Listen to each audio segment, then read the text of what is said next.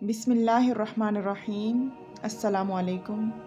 नहमदुहु व नुसल्ली अला रसूलिहिल करीम। अम्मा बाद अऊज़ु बिल्लाहि मिनश्शैतानिर्रजीम। बिस्मिल्लाहिर्रहमानिर्रहीम। आज हम आपके सामने ज़िक्र करेंगे फ़ज़ाइल अमाल की दूसरी हदीस फ़ज़ाइल रमज़ान में से। अबू हुरैरा रज़ी अल्लाह ताला अन्हु ने हुज़ूर अकरम सल्लल्लाहु अलैहि वसल्लम से नकल किया, मेरी उम्मत को रमज़ान शरीफ के बारे में 5 चीज़ें मखसूस तौर पर दी गई है जो पहली उम्मतों को नहीं मिली। नंबर 1, ये कि उनके मुंह की बदबू अल्लाह के नज़दीक मुश्क से ज़्यादा पसंदीदा है।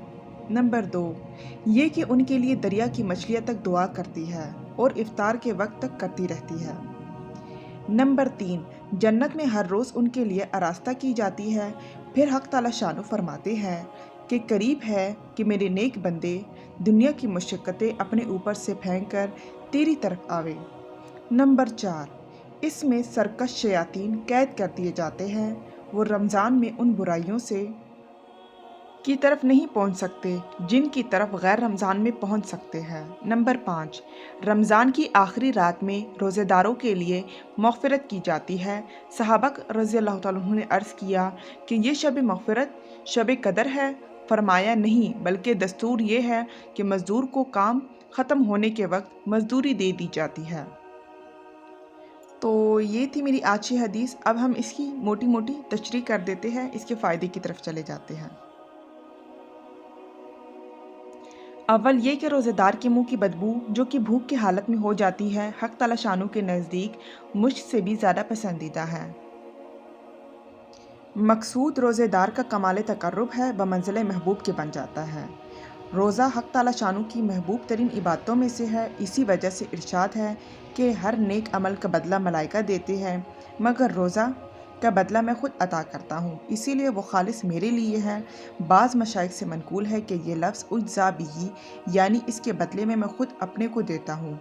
महबूब के मिलने से ज़्यादा ऊंचा बदला और क्या हो सकता है। और एक हदीस में इरशाद फरमाया कि सारी इबादतों का दरवाज़ा रोज़ा है, यानी रोज़े की वजह से क़ल्ब मुनव्वर हो जाता है, जिसकी वजह से हर इबादत की रग़बत पैदा होती है। मगर जब ही रोज़ा भी रोज़ा हो, सिर्फ भूखा रहना मुराद नहीं, बल्कि आदाब की रियायत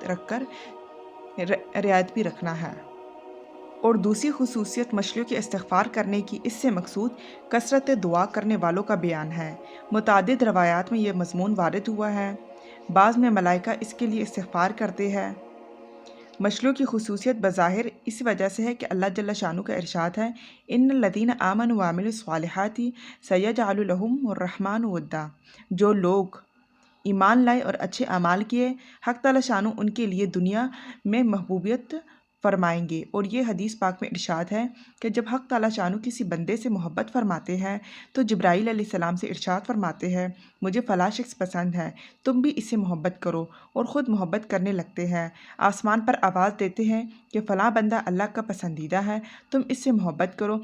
बस आसमान वाले भी इससे मोहब्बत करते हैं और फिर इसके लिए ज़मीन पर कबूलियत रख दी जाती है। और आम कायदे की बात यह है कि हर शख्स की मोहब्बत इसके पास रहने वालों को होती है, लेकिन इसकी मोहब्बत इतनी आम होती है कि आसपास के रहने वालों को ही नहीं, बल्कि दरिया के रहने वाले जानवरों को भी इससे मोहब्बत होती है। वो भी दुआ करते हैं, गोया के बर से मुतजाविज़ होकर बहर तक पहुँचता है। महबूबियत की इंतहा है, नीज़ जंगल के जानवरों का दुआ करना बतरीके औला मालूम होगा।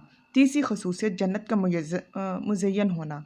ये भी बहुत सी रवायात में वारिद हुआ है कि बाज़ रवायात में आया है कि साल के शुरू से ही रमज़ान के लिए जन्नत को आरास्ता करना शुरू हो जाता है। और कायदे की बात यह है कि जिस शख्स के आने का जिस कदर एहतमाम होता है, इतना ही पहले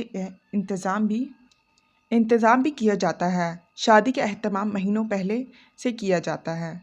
चौथी खसूसियत सरकश शयातीन का कैद होना, जिसकी वजह से मासी का वज़न कम हो जाता है। मासी जो है वो अरबी का लफ्ज़ है, मासी जिसका मतलब है गुनाह। रमज़ान अल मुबारक में रहमत के जोश, इबादत की कसरत का मुक्तज़ा ये था कि शयातीन के बहकाने में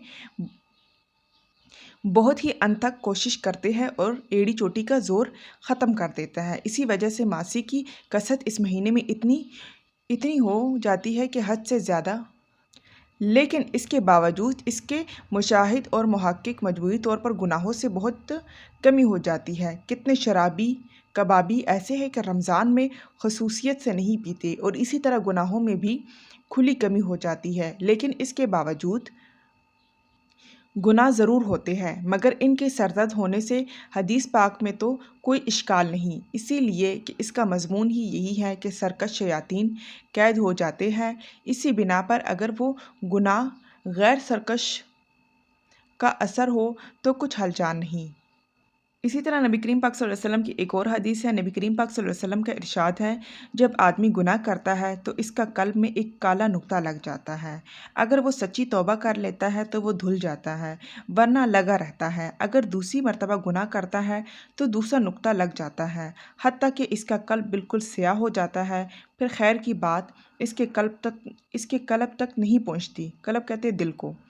اسی کو حق تعالی شانو نے اپنے کلام پاک میں کَلَّا بَلْ رَانَ عَلَىٰ قُلُوبِهِمْ سے ارشاد فرمایا کہ ان کے قلوب زنگ آلودہ ہو گئے، یعنی ان کے دل جو ہے وہ زنگ آلودہ ہو گئے۔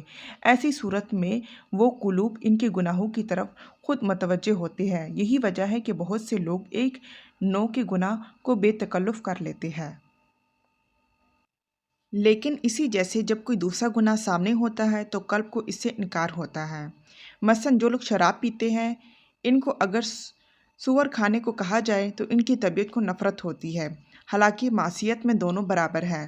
تو اسی طرح جب غیر رمضان میں وہ ان گناہوں کو کرتے رہتے ہیں تو دل ان کے ساتھ رنگے جاتے ہیں، جس کی وجہ سے رمضان المبارک میں بھی ان کے سرزد ہونے کے لیے شیاطین کی ضرورت نہیں رہتی۔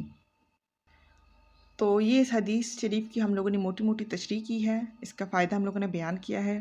امید کرتی ہوں کہ آپ کو اچھا لگا ہوگا میرا انداز، اور آپ کو سمجھ آئی ہوگی جو میں نے پڑھا اور آپ کو دکھایا۔ وآخر دعوانا الحمدللہ رب العالمین۔